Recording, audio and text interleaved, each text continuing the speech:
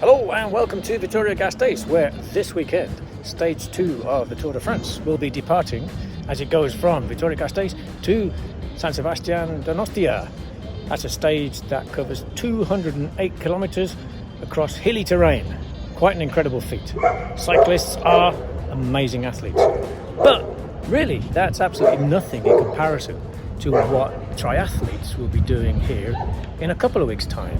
Once all the Tour de France guys have left, the Ironman organisation will move in and we'll see triathletes swim 3.9 kilometres, then hop on their bikes and do 180 kilometres around Alava, and then hop off their bikes, put on their running shoes and do a full marathon. That's 42.2 kilometres. These guys are crazy, they are nuts, they are mad. Who in their right mind would do that? Well, in this week's blog, we're going to find out why.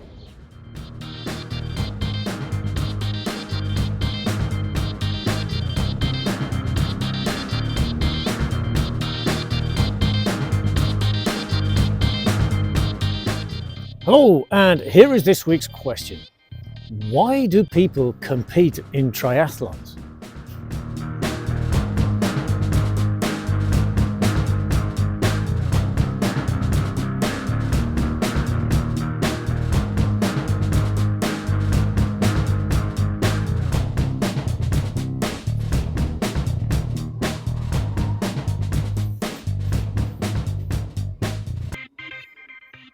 This week's photos show incredibly fit triathletes swimming, cycling and running in and around my adopted hometown of Vitoria-Gasteiz.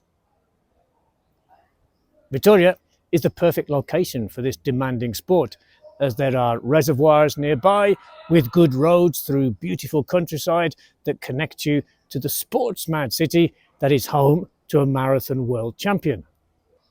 Thousands of people compete in 2 annual triathlon events, the world-famous Ironman every July, with the V-half middle-distance triathlon acting as an appetizer a month earlier.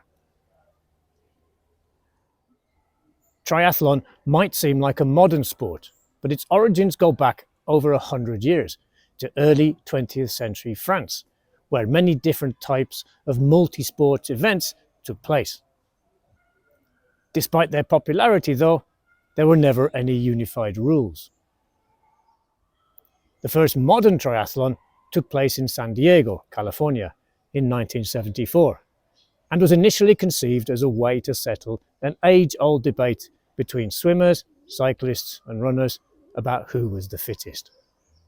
A few years later, John Collins, a US naval officer, took the triathlon concept to Hawaii, where he brought together the major swimming, biking and running events in Oahu into one huge triathlon event, the Ironman.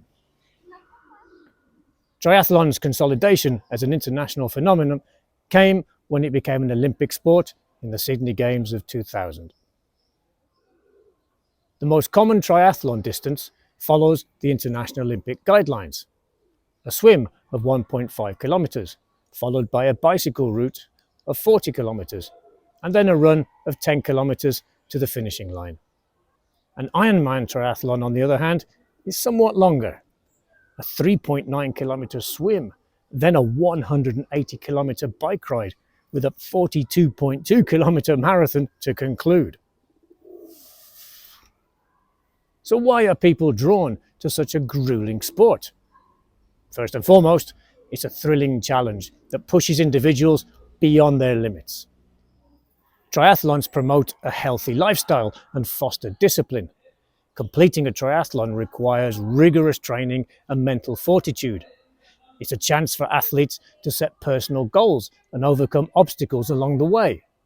The sense of achievement upon crossing that finish line is unmatched, I've been told. Another reason is that triathlons allow athletes to engage in different activities, keeping training sessions dynamic and interesting. This variety also helps prevent injuries that are typical in a single sport by distributing the strain on different muscle groups.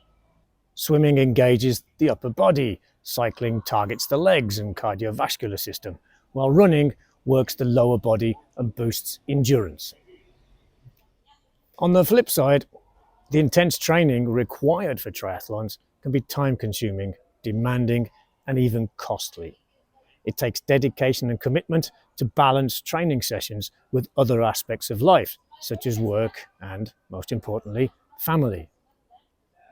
Overtraining and inadequate recovery can also lead to injuries or burnout.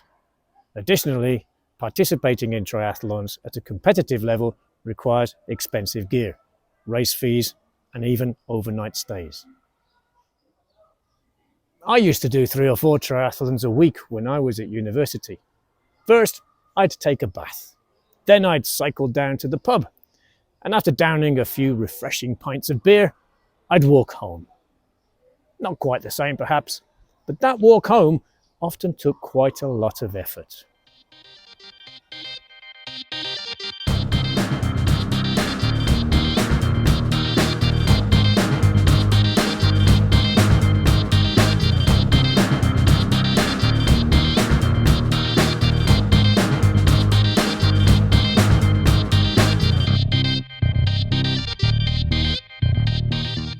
Let's chat about the pictures and those ideas. Number 1, describe the pictures in as much detail as possible. Number 2, have you ever done a triathlon? If so, why? If not, do you think you could? Number 3, do you enjoy any of the 3 different disciplines? Number 4, how do big sporting events affect the cities that host them? What are the pros and cons? Number 5, describe one of your favourite sports stars. How do they inspire you?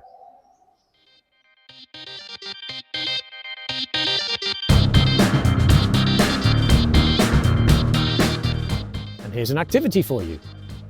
Imagine you are going to compete in a triathlon. Describe your preparation for each discipline and also detail how you're going to prepare yourself mentally. Thank you very much for being here. I hope this was useful. Have a great day, have a great week, and an absolutely fantastic weekend. Bye.